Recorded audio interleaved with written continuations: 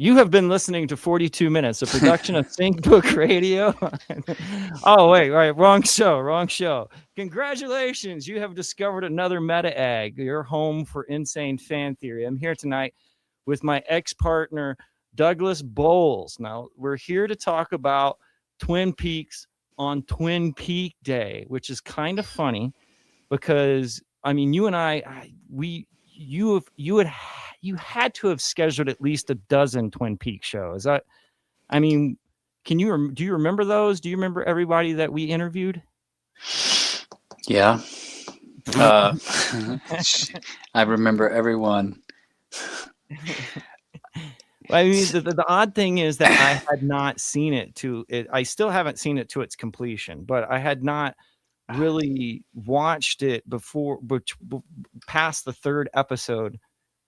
And I know that there were a few things that were spoiled for me because I had remember our interviews that we had done with everybody else, but it was still fresh somehow.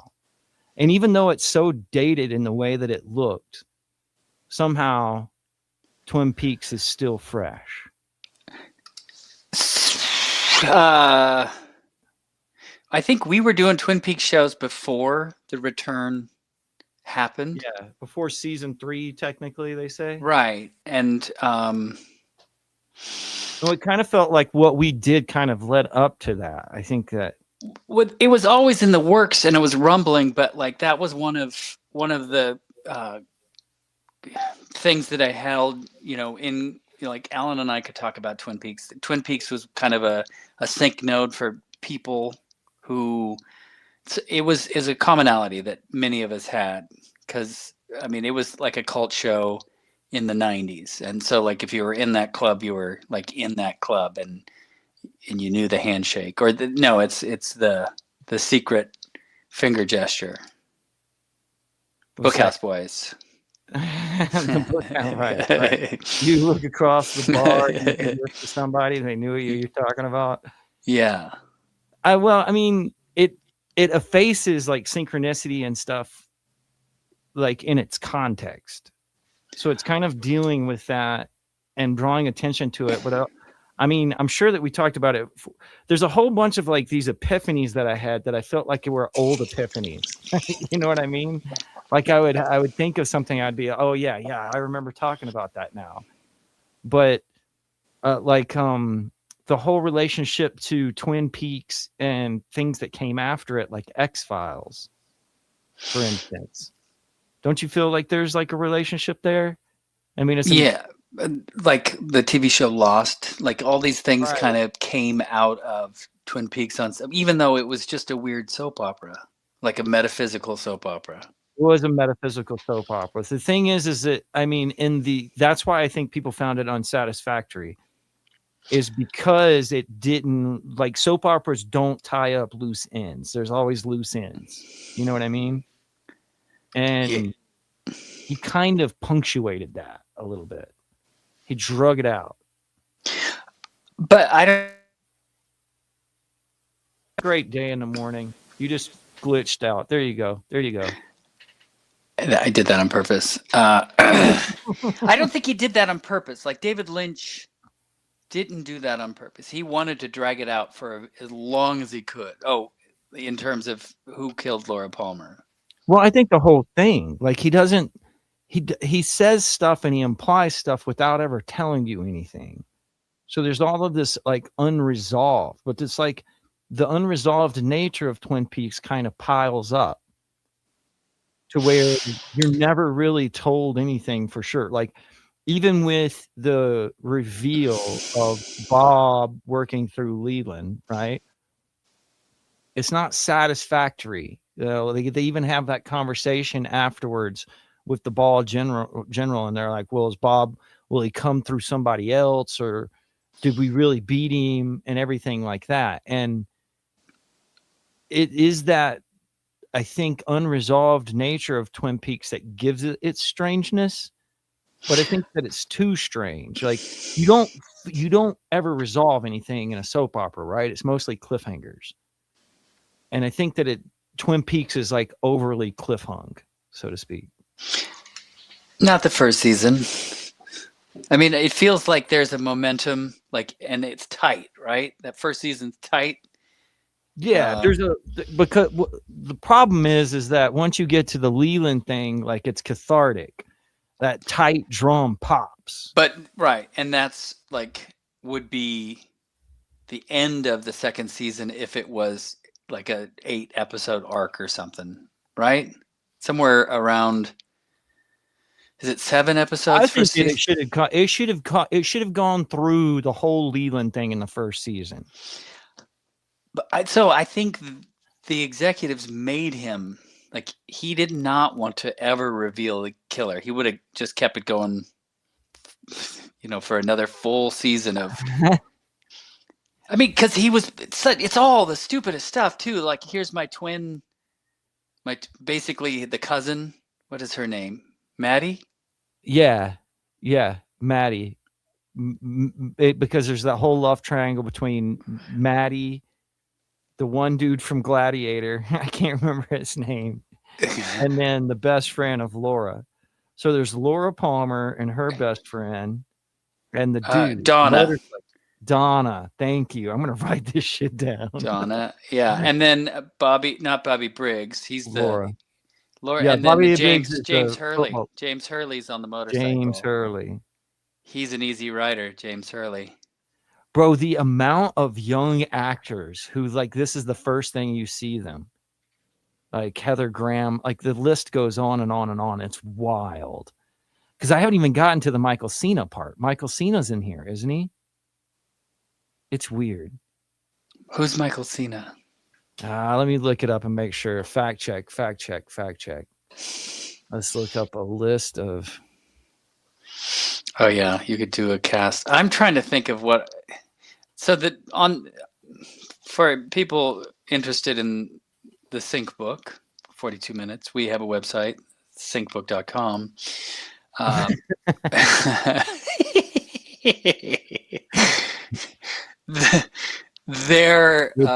Good times. The website is breaking. It's not broken, but it's breaking. It has gotten hacked, and the search feature no longer works. And the search feature was pretty sweet.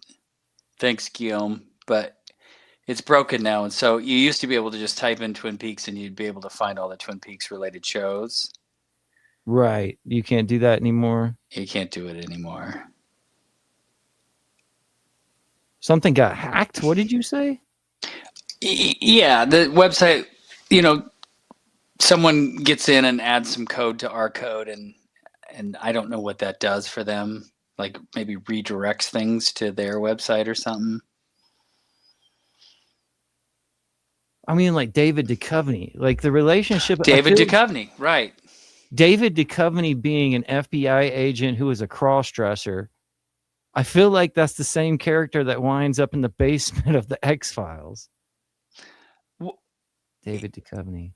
There is like a type casting there, right? Or an archetype. They've got to be really close because I mean, this is 90 through 91, right? And when is X-Files out? By 94? See, Michael Cera. Did I say Cena? You said Cena. Michael Cera's in the 3rd season. He's in the new season? Yeah. He's the love child of Lucy and Andy. And he's basically playing kind of a Marlon Brando Wild One style character. It's kind of ridiculous. Because he just sticks out. Well, it's fun. But it's pretty silly. Like sometimes David Lynch does horror. Like this is really intense and gripping horror, and then there's just what is up with the guy who eats the pie and then screams, "This is the best pie!" David Bowie's in the movie, right? Yeah, Fire Walk with Me. Yeah. He's Agent Jeffries. The movie was conceived like after the show was canceled, and people were hoping that it would answer all the questions that you had, all the cliffhangers. No such luck. Did it just add to? Because I don't know. Like It just added to the mystery. It did, because he was more interested in telling Laura Palmer's story, which is kind of, it's not going to answer those questions. And so, I mean, it was about her, like the weeks before she died and what she went, the trauma that she went through.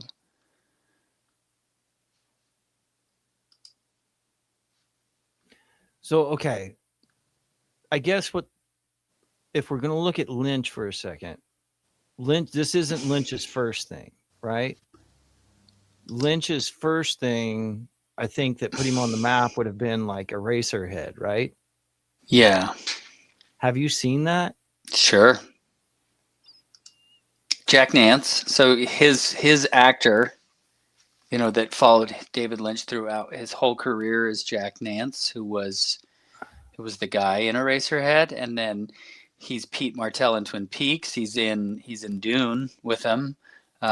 He's unrecognizable in Dune. See, that's I think that's the most David Lynch moment in Dune, is when I think it's Jack Nance talks about needing to milk this cat, and it's like a hairless cat you need, and that's not in the book at all. That's like just pure David Lynch.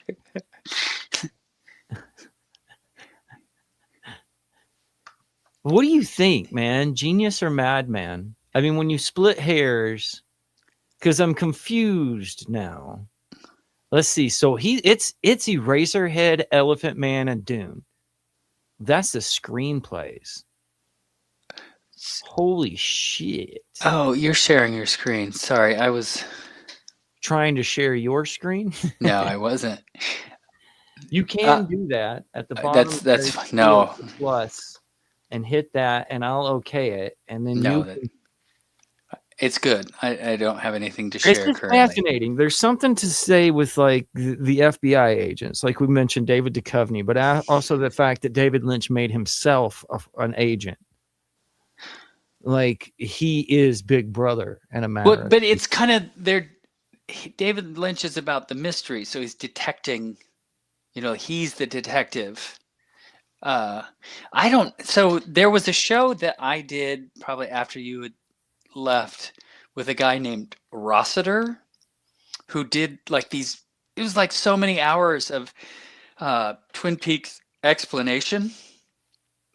And I feel like that guy got to the heart of it. It's like when you get into the Twin Peaks culture, like the podcasts and things, like, so that was the thing that blew my mind. So we did a podcast basically on synchronicity or meaningful coincidence, but everything has meaning. And so basically we're doing a podcast about things that interest us is what it really comes down to. And for a time, Twin Peaks interested me because the season was coming out and people wanted to talk about it and I wanted to talk about it. But the people that have like a built-in theme, like the Twin Peaks fan community, it blows my mind, like that they can do week after week on Twin Peaks.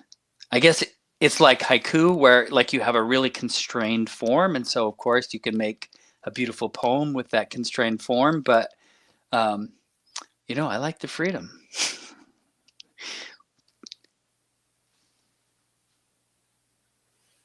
You like the freedom to just ramble for, okay, so here's the thing. Like, all right, so it is obscenely long. It's obscenely long. Twin Peaks, like each episode is an hour. Now, there's a difference in culture, I think, because of the way that we absorb. 1990, right. Right. Because people are sitting down in front of that TV and at the time that it's aired, they're not catching it later. There's no reels. There's no Instagram reels at that point in time. There's commercials. No. Yeah, exactly. And so it's just like the people that complained about music used to be something you'd listen to for 2 hours, and then as things advanced, there's like no one has the attention span for real music anymore. So you're of the mind that he would have just kept going with Twin Peaks and forever and for Not forever, but like the mystery, that's what What's drives life. And we talk about this before on the show, is that like you need, if you know the answer, like what is the meaning of life? What does 42 mean? If you know the answer, then life loses its meaning. Like that's why we come in not knowing the answer. And once you pierce that veil, then you're no longer you're alive anymore. It's that we get into Moby Dick and gonna punch through the pasteboard mask, man. It tasks me.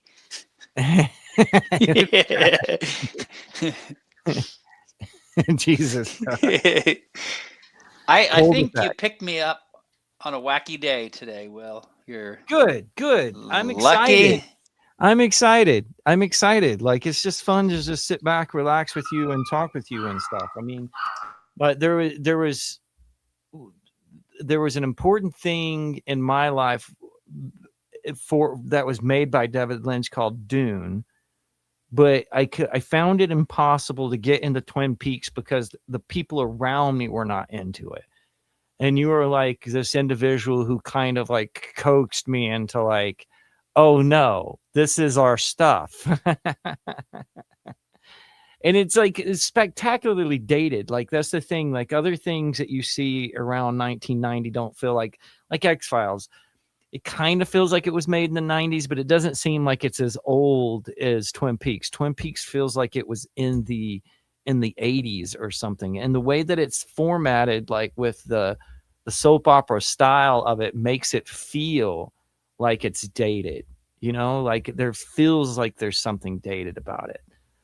The fact it's weird because I tell different individuals in my life who are into Twin Peaks that I just now gotten into it. I have the ability to watch it and stuff. And it feels like different fans kind of respond to that differently. Uh-oh, I lost Dale Cooper. Did you turn that off again there, Dale? Anyways, as I was saying, different people or different fans kind of respond differently in what they think the true Twin Peaks was, whether it was season 1 or it's all about season 2 or it's all about the movie or it's all about season 3. I mean, is there part of the whole franchise that you reject at all, Douglas? Did you get any of that, Douglas? I got it all. What's your favorite parts? The Tibet episode. That's the best one. What is that? When is that? It's when they have the donuts laid out, and they have the rocks, and they're walking out. Oh, you mean at the very beginning? Yeah, was that episode 3? It seems like a normal show up until that point. But like it's Tibetan mysticism and deductive reasoning, and I'm a strong sender. Like there's so much. Like he's a metaphysical detective also.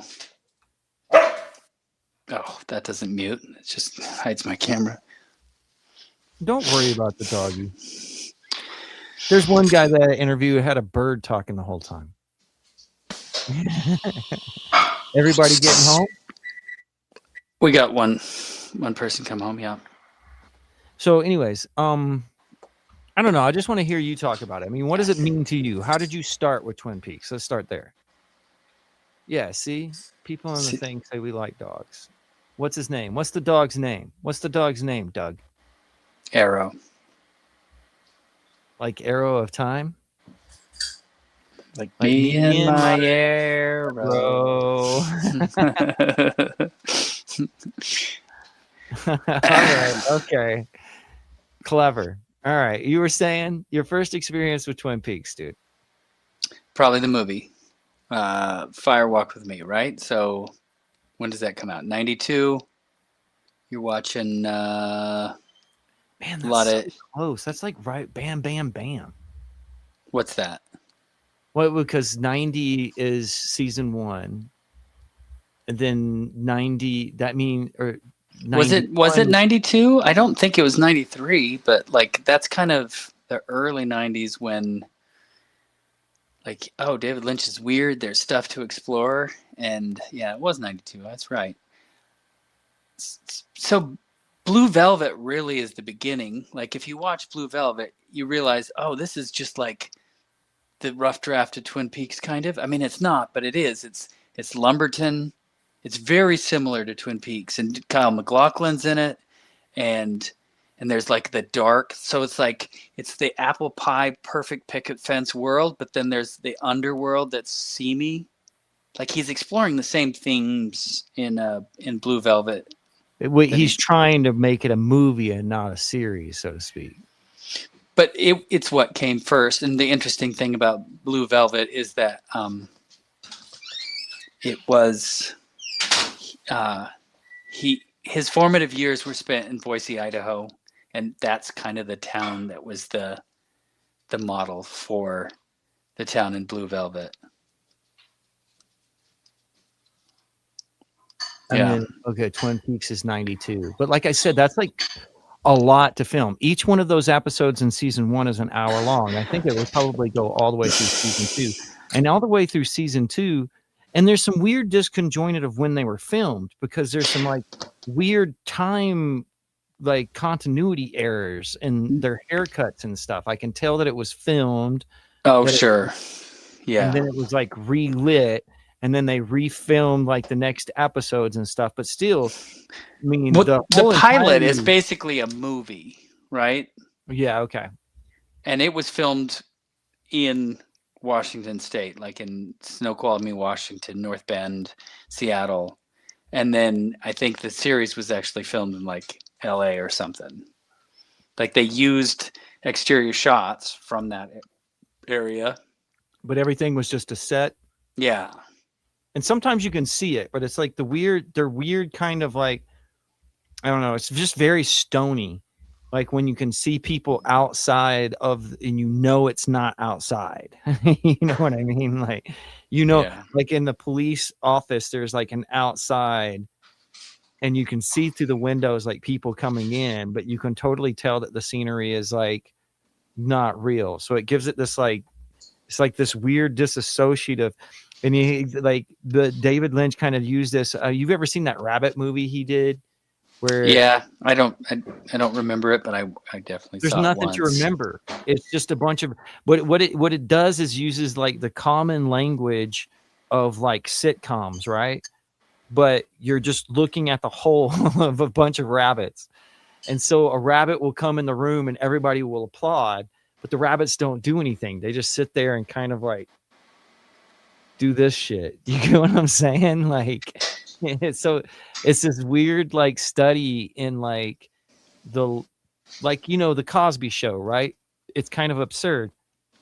Somebody will come onto the screen and immediately there's an applause to the audience, so they don't speak, they don't give their line, there's a wait till the applause stops, and then, which isn't real life. So there's this acknowledgement of this audience that takes you out of the drama. And I think that like Lynch is doing that consistently through Twin Peaks.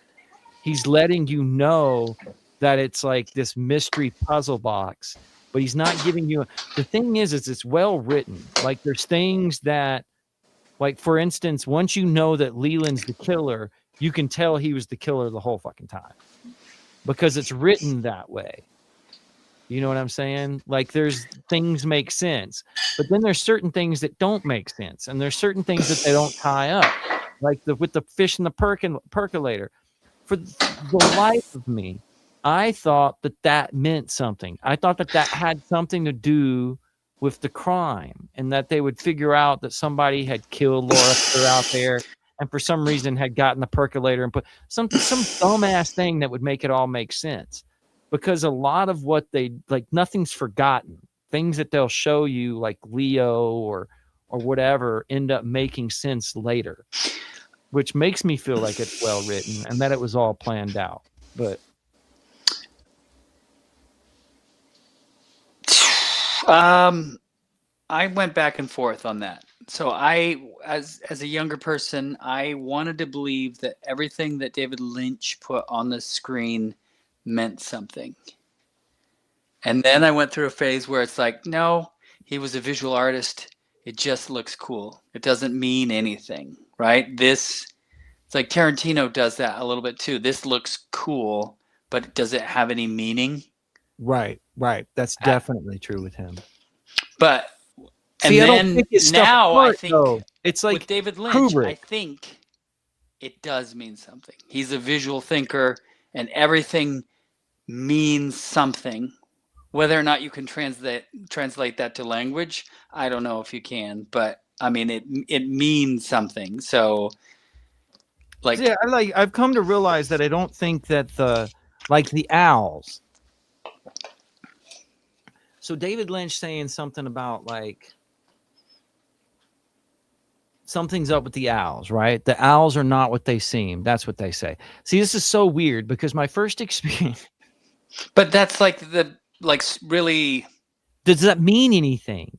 I mean, Well, I know. It's a trigger to like MK Ultra or Gray Aliens or right. like the UFO stuff. It means stuff in the greater context of like counterculture, but in the context of Twin Peaks, does it give you any lesson to the actual narrative?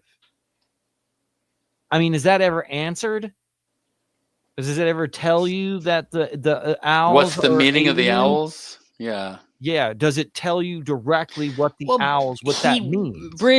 Major Briggs was working for Project Blue Book, right? And they have their scanners pointed at deep space, but the message is coming from Ghostwood, right? So like the message is coming not from outer space, but in Twin Peaks. So like the owls are kind of the aliens. They're the ones who live in the trees. Right, but it does it. Look, but it's the daemon. That. So the daemon, right? UFOs and the things that cross between. But does it ever say dimensions? That? Like we know these things because we know what Lynch knows. What I'm asking you in the parts of Twin Peaks that I haven't seen, does it ever wrap that up? Does it ever say, owls, damn it, listen, he's pulling some Lynchian thing. This is the thing that I know about Doug. He'll do things on purpose. Do you understand where I'm getting at? Do you see what I'm saying? Like, and the parts that I haven't seen, does he ever wrap up the aliens if the owls that they are aliens? Can we know anything, Will? Can we know? No, but okay, God damn it. What is the owl guy's name? Who's the owl guy? Why can't I think of his name? MacLachlan. There we go. MacLachlan. MacLachlan is a guy who's basically worked for Whitley Strieber in that whole movie that you've seen called The Fourth Kind or whatever, where the individuals see owls. That's like based off of real stuff. To the audience is who I'm talking to, Doug. I know you know this. Oh, I don't know anything. But I don't think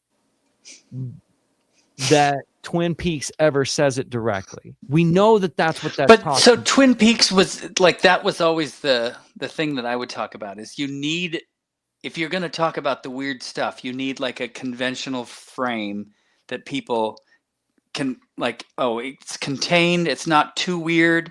You know, it's like, people want weird stuff, and then you get into like Stranger Things. I mean, don't you think Stranger Things is derivative of Twin Peaks? Sure, definitely. Like they're influenced by all pop culture, but definitely Twin Peaks is, you know, like the first. It's not the first because what was that one show with it was on the island and their numbers. Fantasy Island. Not Fantasy Island. It was like number 3. Maybe it's called The Island. I don't know. I never watched it. Lost. Not Lost. Prisoner. Maybe The Prisoner. I think that's it. It's Prisoner. British show. It's like 1960s Yeah, sometimes. yeah. Information. Yes, exactly. Okay, By yeah. hook or crook, we need information. We need information. Yes, yeah, that's The Prisoner. I guess The Prisoner is okay. Well, like say Ghostwood. Like we know Ghostwood has like when you're a writer and you've got a set of characters, you're putting them in a situation. Sometimes you'll change the name of the character based on the end of the situation of the narrative that you're putting them in. And you'll make that name sort of have some symbolic reference to the context of the story, right? In that same frame, Lynch is using things like Ghostwood or the owls, so to speak. Like he's using that symbolic vernacular without ever saying it on the nose. And I think that this is something that like Kubrick, he might have picked up from Kubrick. I don't know how much of an influence Kubrick was to Lynch, but they seem related in their way to make the audience fixate on patterns that aren't there. I mean, do you disagree with that? I got him. They both care so much about the details, right? They want everything is fully composed. Nothing's left to chance. But then with David Lynch, some things are left to chance. It's like he likes happy accidents, and so he wants everything a certain way, but then he wants to have the space for synchronicity to happen. Well, so you mentioned one time to me in one of the podcasts that we did on Twin Peaks about the Tibet scene where he throws it, because you said there's the Tibet scene. I thought maybe there was more on Tibet because Tibet is kind of like a running Easter egg throughout. Like sometimes they'll flip the board and there's Tibet again. Right. Or there'll be more context about Tibet, or Morin, the secretary, will be reading a book on Tibet. But you said specifically you felt that's how Lynch wrote the movie. Like, oh, so I don't know. No, I don't think so. Like that. So you get what I'm saying? Like, but that's like The did he Grasshopper bring out a Lies bunch Heavy, of, right? Where he's writing the book with the I Ching. what's that? The Grasshopper Lies Heavy. He's writing. Which one is that? It's oh shoot, Philip K. Dick, The Man in the High Castle. Yes, that's where everybody's using the I Ching. Right, but I think that's how Philip K. Dick wrote that book, was with the I Ching. with the I Ching. There's more. I think it was Douglas or not David. David Gill has introduced me to. There's some more predating The Man in the High Castle references to the I Ching by Philip K. Dick. He kind of like studied it for a second. Mm-hmm. But he felt that it was kind of a burnout situation. He was kind of using that he was using it ironically. Do you see what I'm saying?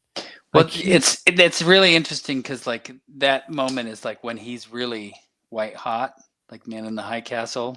Oh, I see what you're saying. But so then, in the last talk with Klaus, he was really pointing out how like which is the Lessons of a Crap Artist? No, it's the other one. Where oh man, my brain, it's too bad. It's poor.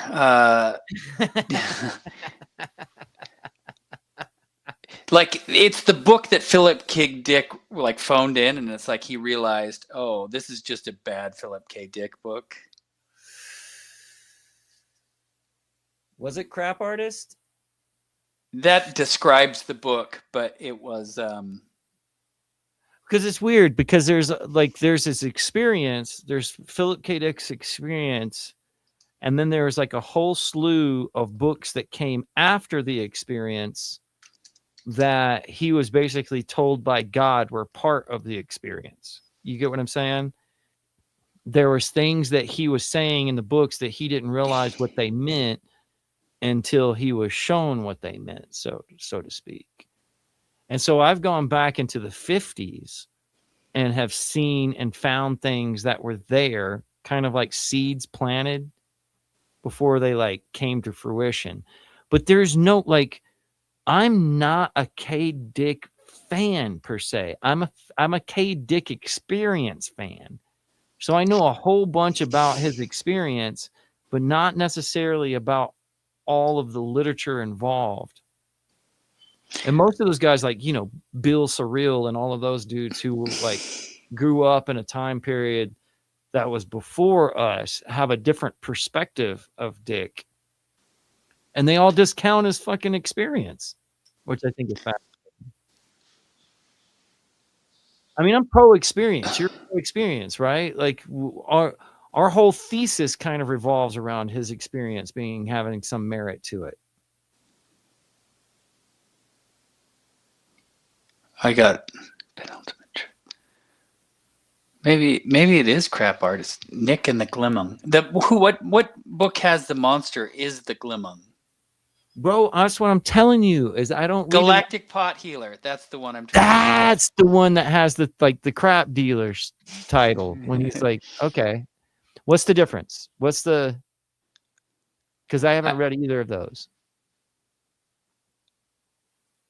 No, I don't know how we got here. I'm sorry.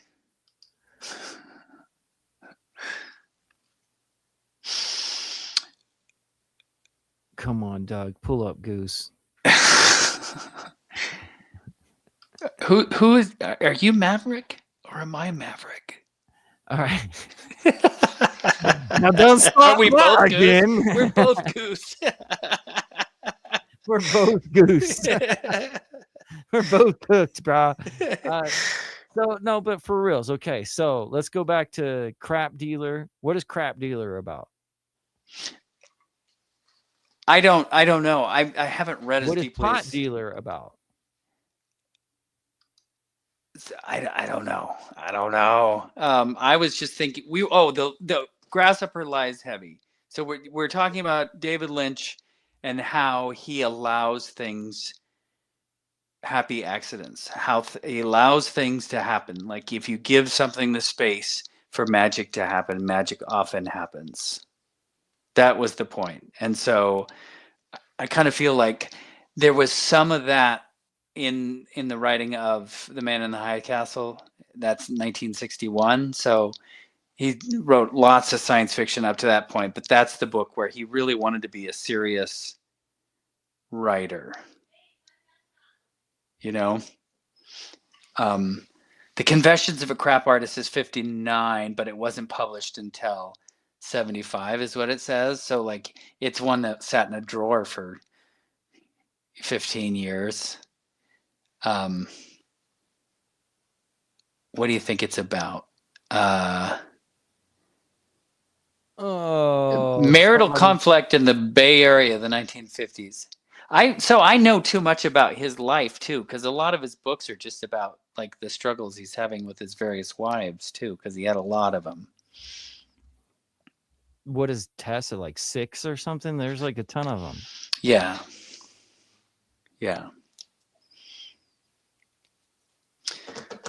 Yeah, but I was just talking about the experience. The majority, like I'm not necessarily super well versed on all of his earlier work. I'm more fixated on the experience. But the majority of people who are fans of K. Dick exclude the experience as being anything other than like amphetamine dreams. But I mean, are you pro experience? I'm pro experience. That basically is like our whole thesis, right? Yeah, his whole life created his literature, right? Like he's writing the same story over and over again. He basically kind of dreamed up our reality on a lot of levels. Like the technology, the dystopian nature of it. All right, let's see what Galactic Pot Healer is about. Like, this is not Twin Peaks, of course, but let's just see what... The story concerns a man who thanklessly do me a favor. heals Listen, pots. Stop talking. Damn it, Douglas. At the bottom, you'll see a screen, like a computer screen with a little plus in it. See that little plus? Hit that plus. Okay. Now it will give you a window that says you get to share something. Pick the window you want to share. Allow. This is how we deal with boomers, people. So. You got it? No, I don't have it. I'm not All a right, boomer. we'll just keep reading. God damn it. Just read it. No visuals. Oh, I see how it's happening. Share this window. Yeah. Oh, see? Yeah. Add window. See now. What do you see? Oh, you're sharing your window. That's Dune. There. See, you got the feedback loop. Oh, now pick something else you want to read. Oh, look at there. All right, now zoom Are you in. seeing that? Now hit Control Plus a couple of times. Oh, Control Plus. Oh, no. wait. No, what'd you do? Why'd you do that? Because I was trying to read it. I can't see my... Click on the page and then hit Control Plus a couple of times. No, hit Control Plus. No, nothing happened? Nothing happened. But I see what it's sharing here, I think. Is it? Do you see this galactic pot healer? I see it. Read it. The novel deals with a number of philosophical and political issues, such as repressive society's fatalism and the search for the meaning of life. Dick also wrote a children's book set in the same universe, Nick and the Glimung. Huh. What are Glimungs? I don't know. It's kind of like a dead god, I think. It feels like the universe is saying we got to read the Galactic Pot Healer. I should recommend that to the book club. Oh, we should read it for this. Whoa, let's warped. All right. Welcome to StreamYard. Remember talk Okay. Here we go. Let's talk about Twin Peaks. The thing that drew me to it was, okay, well, first off, I just decided that I could have access to it, so I'd watch it when no one was around. But it was the actors. When I slowly realized that all of the actors were involved with Dune. Dune was like, it was like a VHS that my mom had recorded. And every month she would do what she called vegging out. She would we would do the laundry and we would watch like a whole bunch of movies. And sometimes she would put on Dune because it would last for like 3 damn hours. So I know like this movie inside and out, but it's kind of like singular in its compartmentalization in my brain. Like it doesn't really touch anything else. However, when I watched Twin Peaks, it touched Dune. You know what I'm saying?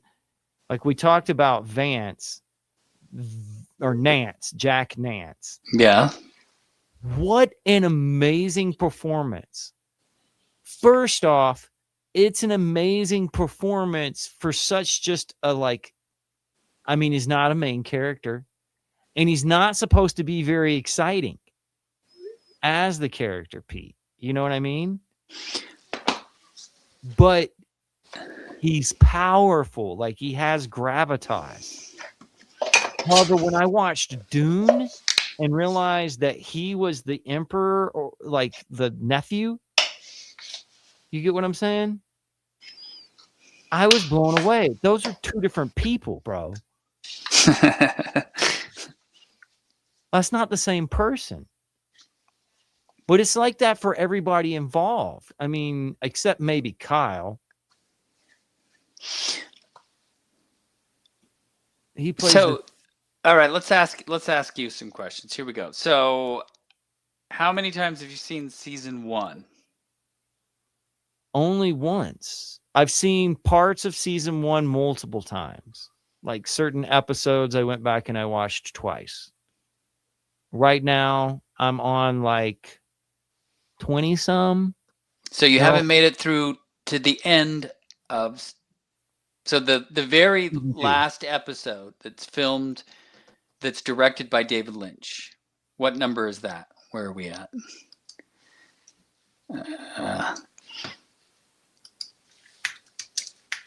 That's a doozy. Like that is a good episode. Like it's a wild hour of TV. It's like nothing you can imagine ever seeing on TV.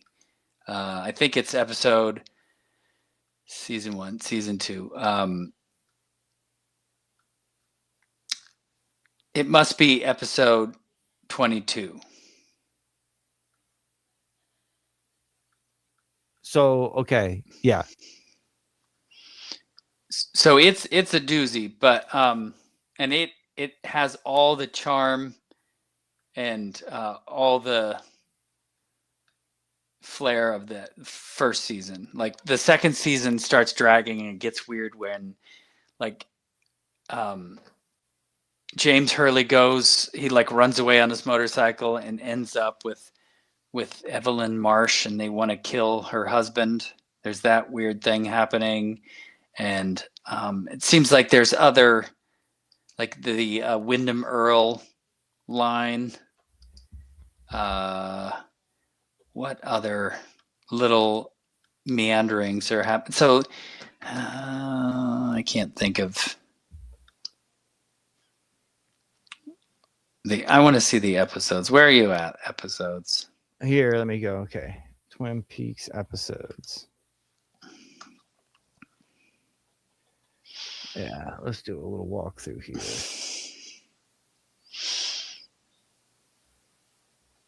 Season 1, pilot.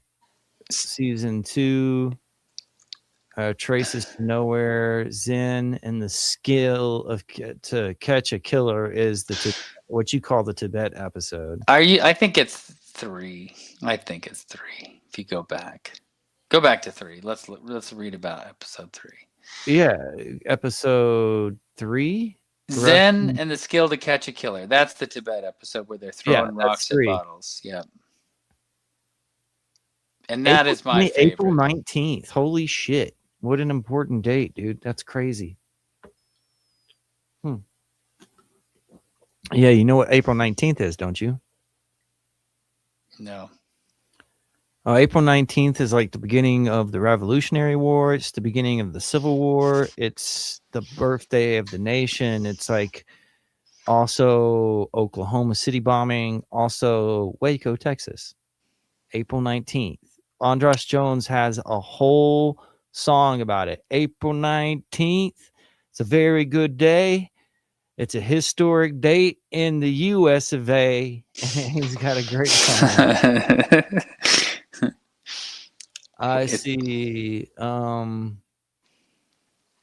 One-Armed Man, Cooper's Dream, Revelation Time, The Last Evening. And then we're into season 2. See, that's the thing is season 1 is so short. Season 2 is 20-some fucking episodes. Right. And so season 1 begins where we left with Cooper laying on the floor having been shot and the giant is standing above him and the old guy is there. Senior Drool Cup, right? A Senior Drool Cup. That's what they call him. That milk is going to get cool on you.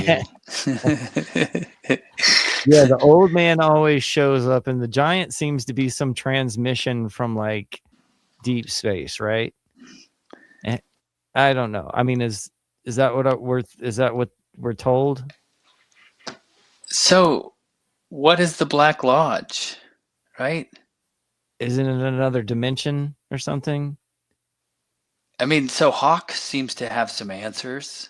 A Hawk is the Indian? Yeah, Deputy Hawk, and he talks about different traditions. Oh, you're going to make me want to watch this again.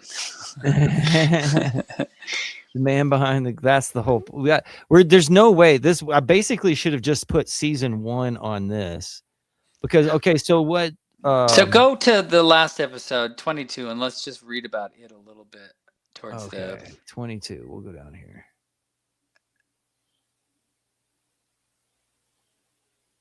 This would be season 3. What did you think about season 3? Because I mean that comes in a fad time. When a lot of I was trying to find out being resurrected, you know, like there's the Coming to America and stuff like that was being redone. Do you get what I'm saying? So, how did you feel about it? Do you think that it was it just callbacks or what? No, because like it was 30 years later. Like there was something, or maybe it's 25 years later. You know, like in how did they know? Like in the Black Lodge, there's that weird 25-year. I'll see you again in 25 years. See that right there? It says, Yeah. I'm in the Black Lodge with Dale Cooper. I'm waiting for you.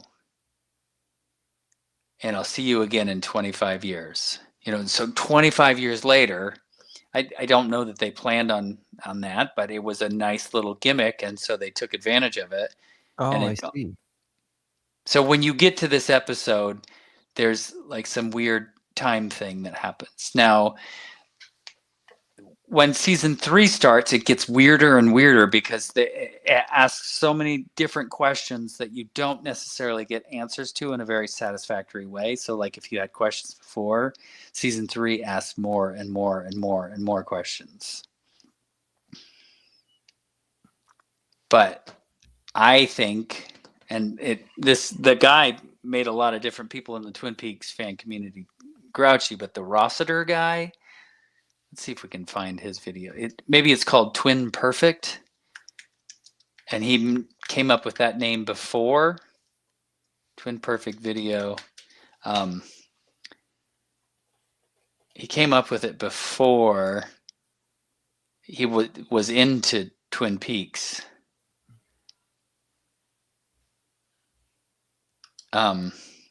This video contains spoilers. And how long is this video? 4 hours and 35 minutes. That's how long it takes to explain Twin Peaks actually explained. No, really.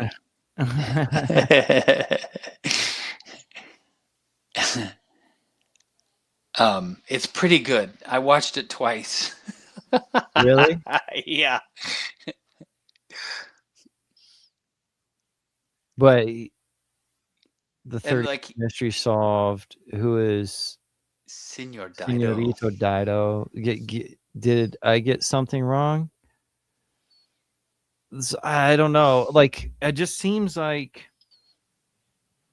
there's a fad of like soft disclosure. You know, like Twin Peaks is kind of soft disclosing things that were like theories before. I think. Oh, I see what you're saying. Yeah.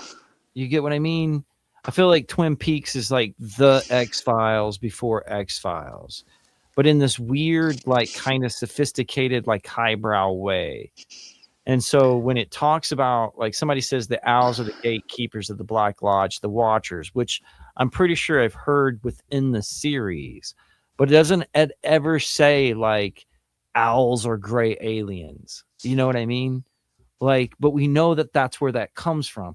Like, we know that David did his homework. Like, he knew what he was talking about and he knew his research. That's at least how I feel about it. I mean, he wasn't just kind of like throwing rocks at cans and being like, oh, we're going to. And the weird thing is, like, my first experiences with Twin Peaks was way overhyped. Like, even as a kid at the time, I was only like 10 or 11 or something. No, you're 10 in 1990.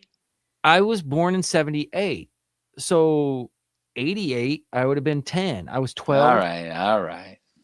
Okay, so there I am, little 12-year-old Will, and he's not allowed to see friggin' people murdering people on TV still, so I couldn't watch Twin Peaks. However, Twin Peaks showed up as like a spoof in fucking Darkwing Duck or Duck. Sure, it definitely. Do you remember that? The national. No, I didn't watch Darkwing Duck. I was 18. I was waxing my T-bird, Will. Like, shut up, fool. You know what I'm saying, though. Like it was spoofed on and very quickly in The Simpsons, right? There was a ton of Twin Peaks spoofs in The Simpsons. In Darkwing Duck, they don't use owls; they use cows. They were like, the cows are not what they seem. But it's weird because like they showed like cows being sucked up in UFOs and stuff. And so like the joke was there, like the connection with aliens and stuff was there. It was just wild, bro. 90s were a wild time, Doc. Well, I'm really curious about like when.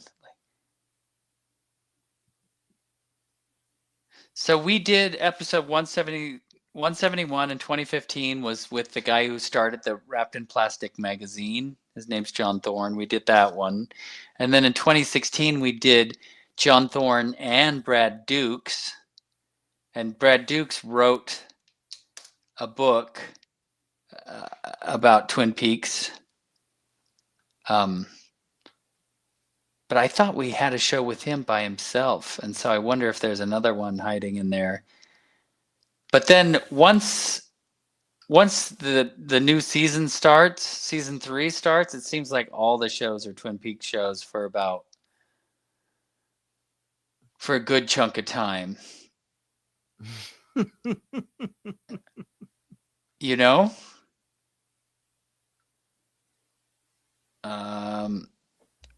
No, it's hard to search back. I've thought about, you know what I'm just going to do? I'm just going to start putting all of that shit up here on MetaEgg.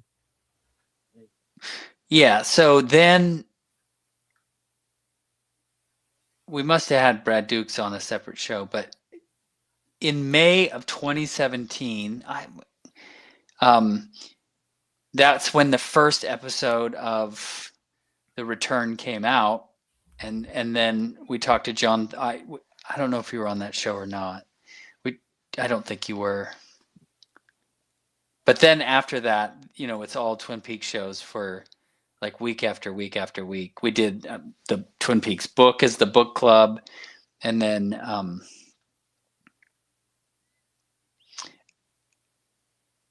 yeah. So what's that?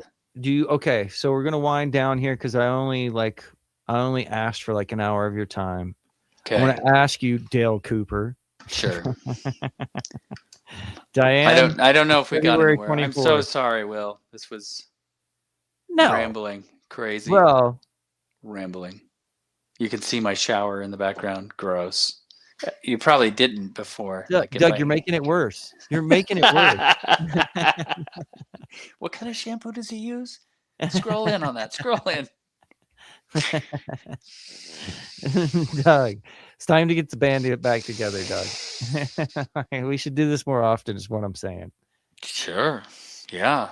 No, I mean, I'm not prepared either. I'm glad that you decided to do this because it's the perfect day to talk about Twin Peaks and stuff. But honestly, like, I feel my head is like ignited. Like, we didn't even talk about Nadine, bro, or any of that. But we have the opportunity to go more in depth with this. Plus, I would kind of like to go back and listen to the old podcast. Like, yeah. Bowie's so important to me, man. So, hey, tell me, have you ever dreamed about David Bowie, Doug? I you ever had like a weird fucking dream where you woke up and you're like, I was just fucking talking to David Bowie. No, I haven't done that. I spoke to someone who did some really interesting work on David Bowie, like really was able to open up what he was doing and the meaning of his work. That was a really good show for me. She made these videos about his Black Star album. Her name is Leah Cardos. I don't know when it was. It was probably 2020. Who knows? You know, time it's weird, right? Time doesn't exist anymore. Time no longer, bro. We're in time no longer. Because it doesn't, it's weird. It's like things don't have the veneer of a decade anymore. So you can kind of point to like certain decades, and you know, you might have like during Spirit Week at high school, you'll have 80s Day or 90s Day, or like it's harder to differentiate now at this point, because you have kids who are like wearing bell bottoms and kids who are wearing like Jinkos, and there's some dude over here is wearing skinny jeans. Like, it's all like, it's time no longer. Like, all the decades have run together. All of the information is run together, and there's an Epstein Island. Oh, so that is actually something that needs to be discussed when you're talking about Twin Peaks, because like this does kind of disclose Epstein Island, right? So One-Eyed Jacks? One-Eyed Jacks, freshly scented from the perfume counter at Horn's department store, right? So like, Wait, this yeah, is, so the perfume department is Mar-a-Lago. it's like, you might be on to something. in the 90s, you can kind of talk about this stuff, but you're doing it in a way that is kind of fun. But David Lynch it's unflinching. Like, it's dark, right? So here are these 16 and 17-year-old girls that are being exploited by their teachers, by, their bosses, by their doctors, the psychologists.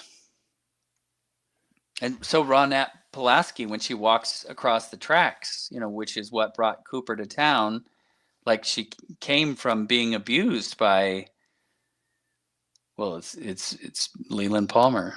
Spoiler alert. Spoiler. That's what I was saying. Like, it was weird watching, like, if people could not grasp the concept that it was Leland after you knew that it was Leland, like starting it off. It's kind of like starting it off, like knowing that Vader's Luke's dad, so to speak, but kind of like, I that's harder to track. Like, there's no real evidence that Luke is Vader's son up until that cathartic expression. However, with Leland and Laura, it's different, because if you know, it's obvious the whole damn time. Like, if people could not figure that out, it would have bugged me. And I get it, because there's so many blinds. Like, he's throwing out all of this weird shit that you don't know what's what. But Leland's whole persona is kind of like pointing to the fact that he's not handling this. Like, do you get what I'm saying? Like, there's no way to know about Bob and all of that shit. But I don't know. There's a lot going on. So Bob is a happy accident. Like, What do you mean by that? the guy who played Bob wasn't an actor. He was like a set guy, and he accidentally got captured in the reflection of a filming thing. So like, he's in the background. You can see it in the pilot, I think. And then David Lynch is like, he doesn't seem like an actor or anything like that. So, here's this guy. He looks super creepy. Now he's in this. He's something. So like, I don't know. It's weird, because like, David Lynch is a mad genius where like, he's just flowing. So you're saying it's a continuity error that somebody, while they were filming, there was a guy who was supposed to be on the crew who accidentally stepped in the mirror, and the camera picked up his reflection in the mirror on Twin Peaks. Yeah, there it is. Are you going to share it, or are you going to make me look it up? Share it. Hit the button. Share it. I'm trying to share it. I can't do it. You're going to Okay, Boomer. Okay, Boomer. Separate the window. Pull the window off to a different part of your thing, so it doesn't give you the feedback loop. Oh, going to the feedback. Here we go. Is it feedback? I don't see anything. You didn't share anything. Oh, here we go. I got to pick my window. I don't see it. Now it's going to go crazy. Go to the second. See how there's two tabs? Go to the second tab. You'll get a better. The second tab. It says pick a window. And then if you hit the second tab, you should be able to see the window. God damn it. I wish I was there with you, Doug, right now. I wish I was there. I can't do it. Dang it. Cancel. God damn it. All right, let's call it. That's good. That's it. Good night, guys. Good night, folks. This is Twin Peaks. You want to see something and you won't see it. Maybe you see it. Not tonight. Maybe you see it, not tonight, no. Not this episode. You're dumb. All right, hold on a second. Let's see. God damn it. Twin Peaks Mirror Bob. That's what I'm putting. Did you get it? I'm working on it. Images. Should I look? Yeah, because they do it over and over. So the one with him hiding under the bed, that was, but there it is. They see the two there in the Reddit, the mirror? These? No, down. Those. Oh. That's the accident right there. There's Bob. Oh, so that happens like this, and then they use the mirror over and over and over and over again. Right, but allegedly here, where you see him in the mirror, he's doing his job as like a set dresser.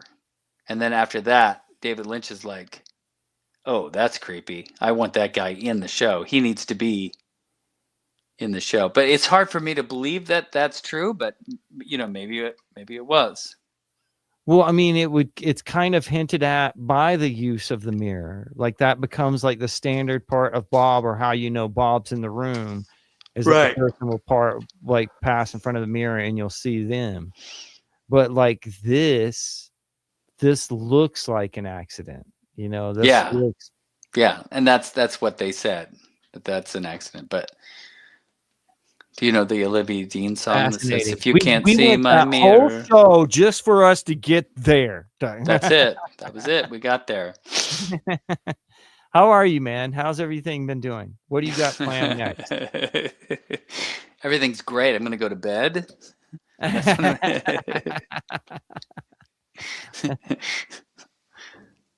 Yeah.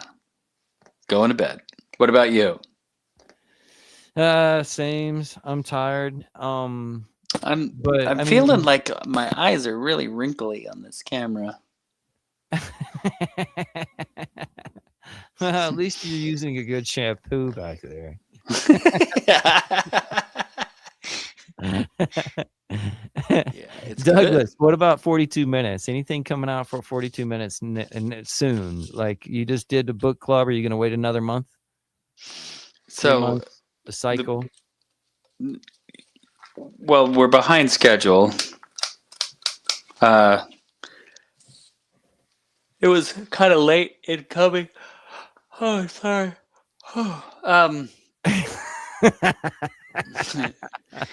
So you were saying we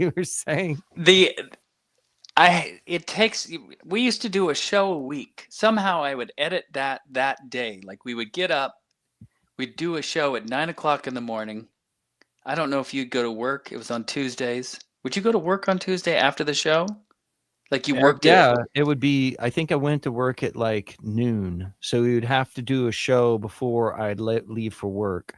But you remember, maybe we were doing a 7 a.m. show. I did quite a bit of editing too at certain points, and also we did it live for a long time. Live. That's true. But when we were in our groove, we would record Tuesday morning. You'd go to work, and then I would spend the rest, because that was my day off. I'd spend the rest of the day kind of fussing with the audio, and we would usually get it up that day.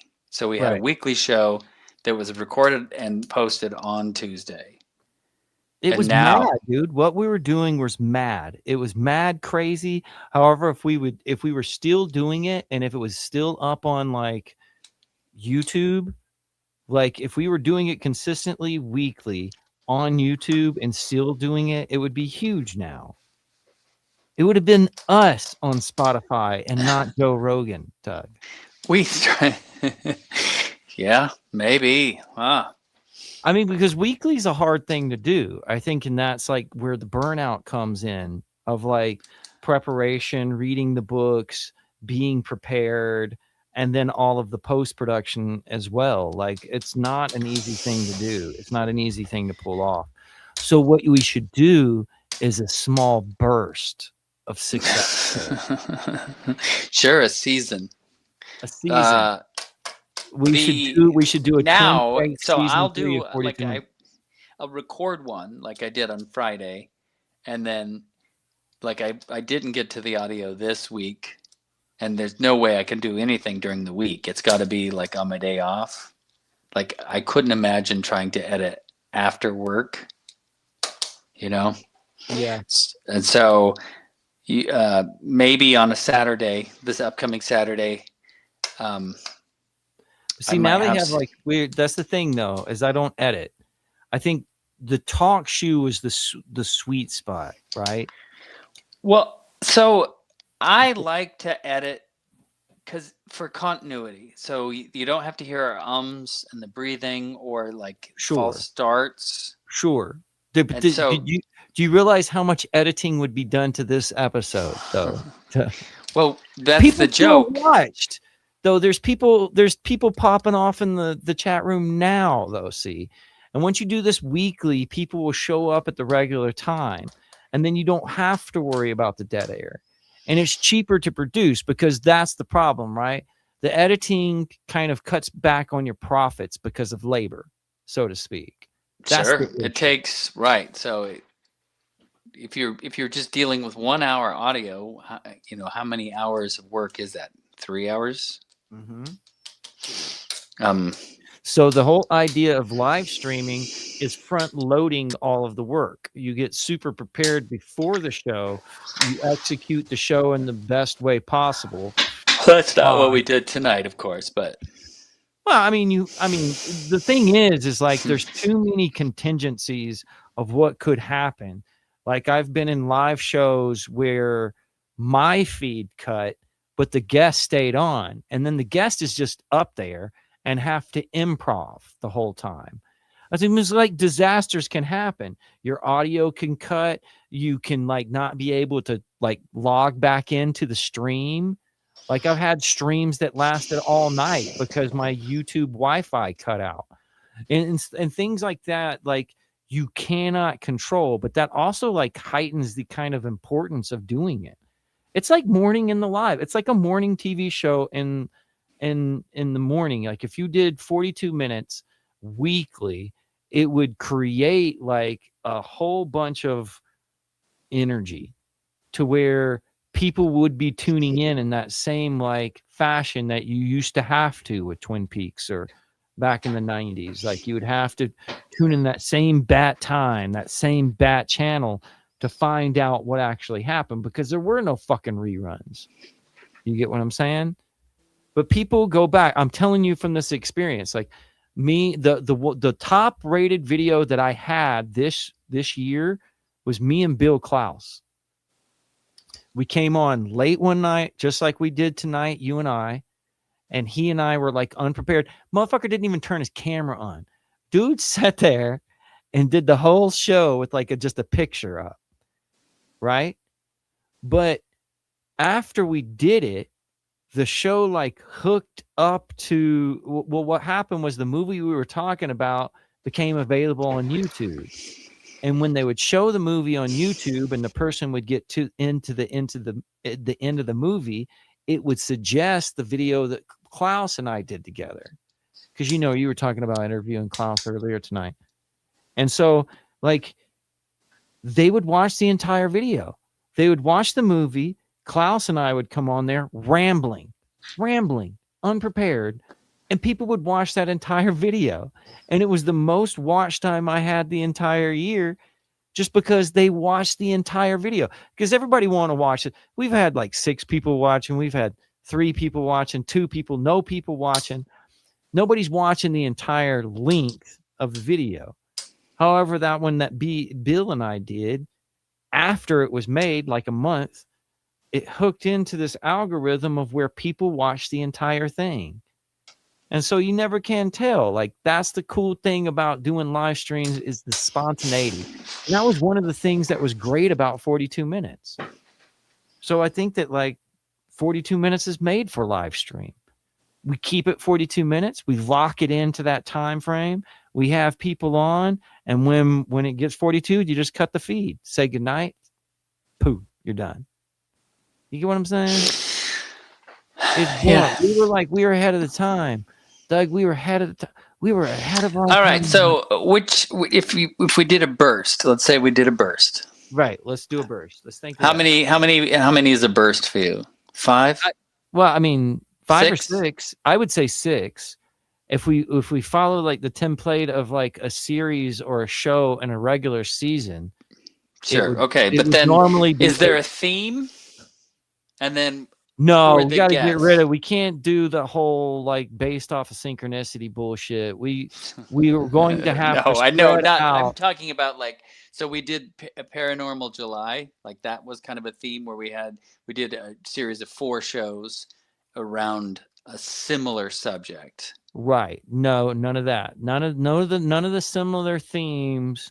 I mean, they can all be different points of view on the same theme, but they can't be. It can't. Those be were pretty good shows. If you look at Paranormal July, we had Bro, I'm not going to deny.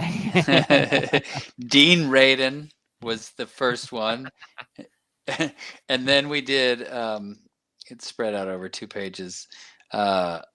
Brian Herbert, the son of Frank Herbert, writer of Dune. Then we did like a Gita type book, and then we had Nancy McGonigal. McGonigal, bro. Nancy McGonigal. Can you like? I like paid money to be part of this show to where people were talking about like how you should run your YouTube channel. And they started talking about like Monroe and the Monroe Institute and like the hierarchy of needs and shit. And I'm like, I fucking already interviewed these people. Right. But we were right. So, bro. Holy shit. The Dune show was like as the book was turning 50 and before the movies came out. So like we were doing the work of mainstream media, like we were. Yeah, right. We were there when you're supposed to be there before the moment happens. Yeah. I don't think the moment's over. I think the moment's happening now. All right. Well, we can roll that around. We can. You're like a lion on Pride Rock. Like nothing phases you, Douglas. We'll write 6 names down and we'll see if we can get 6 names. Well, see, like that's what I'm saying. You could do like a Twin Peaks, and you can do like a Paranormal, and you can do within a 6 to 8 block. You can touch all the necessary nodes that you want to touch without being theme heavy. Sure, but I mean, I don't know who like anymore. It was like who would I want to talk to? Right? Yeah. Jeffrey Kripal. We talked to him so many times. I mean, it would be fun to catch up, right? But I don't know. Bro, it works though. When I introduce myself to people and I tell them that I'm a researcher on religious experiences and ecstatic states, that's pretty much verbatim what I say. And they're like, really? Yeah, I look in how like pop culture mimics paranormal experiences. It's the kind of stuff that Jeffrey Kripal would talk about. And every time somebody goes, oh, I know that guy. My colleague, as a colleague, I don't think people are familiar with like what he's talking about as their colleagues, but everybody knows who he is. I don't think the guy, because every time we interviewed, the guy almost talked down to himself, like he wasn't that interesting. Do you get what I'm saying? But I think the guy is like extremely interesting. He's just kind of like a tired. I've called him this before. He's a tired old monk.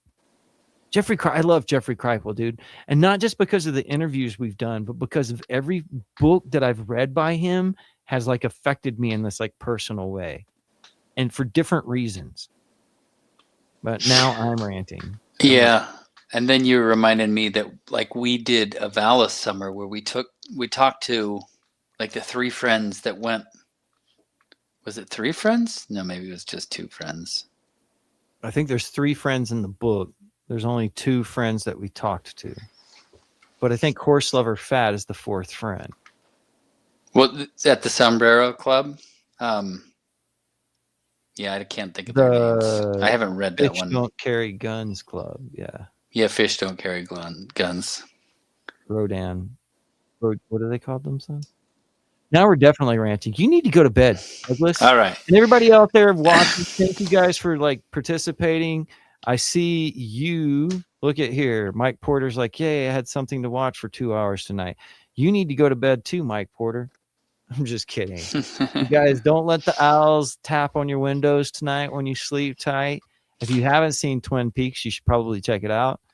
You guys also be sure to check. If you watch TikTok, go find Meta Egg on TikTok. We are blowing up currently on TikTok. I think I figured TikTok out, Douglas. That's great. I crack the egg of TikTok. The meta egg of TikTok. The meta egg of TikTok. Douglas, it was been a pleasure, man. We haven't talked enough. I just want to make sure that you and yours are good, homie. And yeah, we'll keep mulling the idea over. Time to get the band back together. We'll see. Okay. I'll talk to you soon. There's many hours on the sickbook.com. 42 minutes.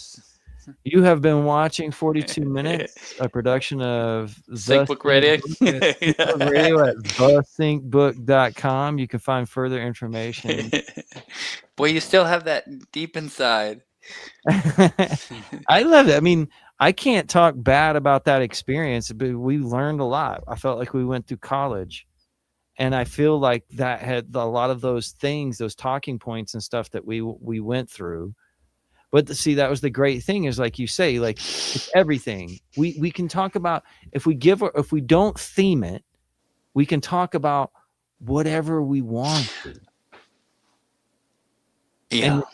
But that's the hard problem about like doing a show that's like directly tied to synchronicity or synchromysticism. It's like you're always trying to tie it back to that. And I don't think that, that's fine. That's fine. I mean, and that gave us the ability. I mean, we can like talk about music. Like we interviewed Sage Francis, homie. How the hell did that happen? That was all you. That was funny. Rupert Sheldrake. Multiple times. No, just once. We got him I think it was twice. I thought it was half an hour twice. Do you think we got him twice? I'm pretty sure. I think maybe you got him once by yourself. But it was only because it was very peculiar. He wouldn't go 42 minutes. We did 21 minutes. Yeah, he only wanted to do half an hour. And it's like, bro, we're making this short intentionally. And you're like, no, I've got something to do. If it wasn't him, there was a couple of them. If it wasn't. We did Dean Radin twice. It might be Dean Radin that I think. I might be getting Dean Radin mixed up because Dean Radin is another like, holy crap, man, I've talked to Dean Radin. Yeah, there every now and again there was like a real oddball. Bro, you know who I just interviewed recently was Christopher Hunter Myers. Oh yeah, that's great. He's figured out how to use synchromysticism with chatbots, but I think he's actually affecting Wikipedia. Like if you go on Wikipedia now and look up synchromysticism, it comes up as chaos magic. It's wild. Which I think that comes strictly from him. I think that, do you talk to chatbots, Doug? No, I don't talk to chatbots. I don't. Strictly a no chatbot relationship kind of guy? No chatbot relationship. All right, now I have to cut the conversation off. I can't talk to you anymore. Okay. I don't trust anything you say. All right. Well, that was great. I'm just kidding, Doug. I love you, man. It was great talking to you. Give your wife and your kids a hug for me. Great. And I make them call you Will. I'm just kidding.